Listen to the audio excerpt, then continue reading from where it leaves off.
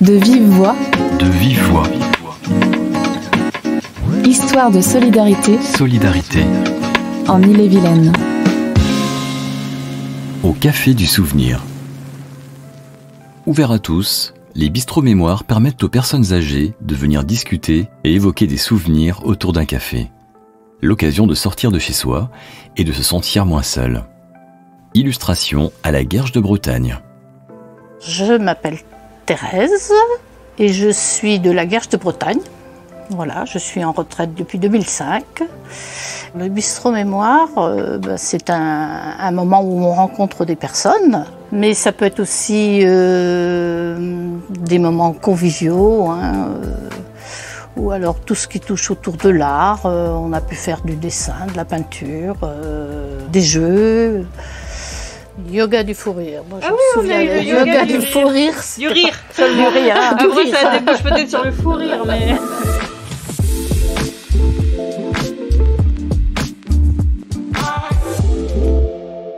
Pour moi, j'ai connu le bistrot mémoire sur le journal, avec une copine qui avait trouvé ça. Elle me dit, on y va. C'était un jeudi. Et depuis 10 ans, j'y suis présente. On apprend beaucoup de choses. Ça nous aide à vivre aussi. Et à communiquer. Et à voir autre chose que de notre maison, entre quatre murs. Ouais. Et puis, je sais pas, pour nous donner du moral. Parce qu'après toutes les séances, on revient formé, on se sent bien. Ah oui. C'était bien de rencontrer d'autres personnes, des amis qu'on s'est fait et qu'on a communiqué longtemps ensemble. Vous trouvez que vous êtes plus à l'aise maintenant socialement? Ah oui, je suis toujours à l'aise. Parce que la retraite et le travail, c'est différent. Ah, bien sûr. Mais moi, j'étais dans un manoir avec beaucoup de terrain et beaucoup de plantes et des animaux. Je suis revenue à la Guerche entre quatre murs, comme on dit. C'était dur. Ah oui, il faut accepter.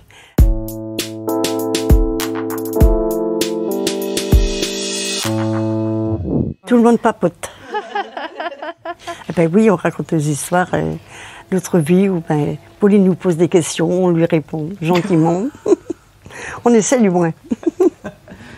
Vous racontez vos souvenirs. Oui, nos peines et nos joies. On parle quoi? Du présent, du passé? Oui, du passé. Parce qu'on a vécu quand même la guerre 39-40. On a souffert, hein. Ah ben, c'est resté gravé. Mes petits-enfants aiment bien... quand je raconte comment on travaillait dans les champs et comment on a été à l'école et tout ça, mais il aime bien savoir notre passé, quoi. Alors moi j'aime bien écouter les dames quand elles parlent de la façon dont elles vivaient autrefois, parce que je suis d'un milieu agricole et la plupart viennent aussi de ce milieu-là, et du coup voilà, ça me rappelle ça remet en mémoire. Ouais, voilà, des choses que j'avais oubliées. Ah oui.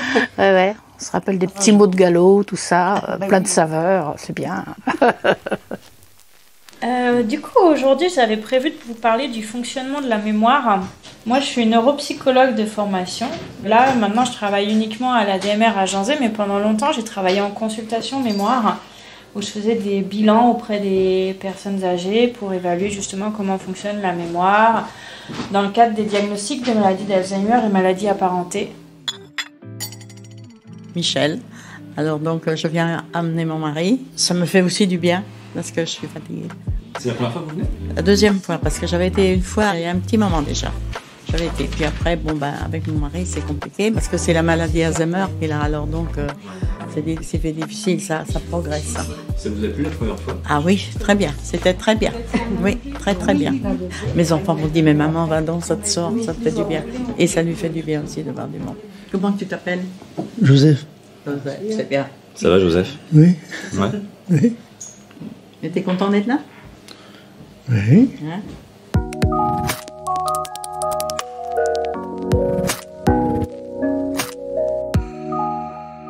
Mais est-ce qu'on n'a pas une bande mémoire qui, au bout d'un moment, est pleine, quoi, tout simplement? Oui, on a trop de choses dans la tête. Et au fur et à mesure qu'on avance, on stocke, et parfois on perd le chemin pour récupérer ce qu'on a enregistré. Tout à fait. D'accord. Disons que la capacité de stockage, elle est théoriquement illimitée. Même en étant assez âgé, on peut se souvenir de souvenirs de la toute petite enfance. Ah, ça c'est vrai. Parce que c'est ça qui revient le plus. C'est ça qui revient le plus. Le plus, ça c'est vrai. C'est ça. Alors vous appelez comment vous? Jacqueline, et je suis donc bénévole pour ces petites dames guerchaises que j'amène de temps en temps, quoi. Ben moi j'ai mes petites copines, là je les adore. Et puis, Il y a 10 ans que je viens. oui, et ben, moi à peu près 10 ans aussi. Hein. Colette est la doyenne des... La doyenne. Ça fait le plus longtemps que vous venez, puis Oui, vous et êtes la doyenne aussi en âge. En âge.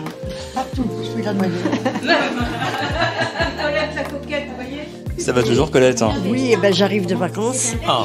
J'ai été 10 jours dans le Vercors. Mais j'ai passé de très bonnes vacances. Dans l'attention, on a aussi ce qu'on appelle l'attention partagée. C'est-à-dire, c'est la capacité à diviser son attention entre 2 tâches en même temps. Par exemple, on peut être capable de cuisiner en papotant avec quelqu'un, ou en écoutant la radio, ou même en regardant la télé, ça dépend. Chacun est... Où est placée Hein? Où est placée la télé? Alors, ça dépend où est placée la télé, il est vrai. Moi, j'aime bien le café mémoire. J'ai eu beaucoup de satisfaction et me sens très bien. J'ai trouvé ça tellement bien et tout. Ben, il y avait les jeux, il y avait les sorties aussi, qu'on a beaucoup apprécié. On découvre autre chose, quoi. Pour moi, c'est très bien et j'espère continuer le plus longtemps possible. Vous vous sentez seul? Participez à un bistrot mémoire près de chez vous pour rencontrer de nouvelles personnes. De Vive Voix, le podcast du département d'Ille-et-Vilaine. À bientôt pour un nouvel épisode.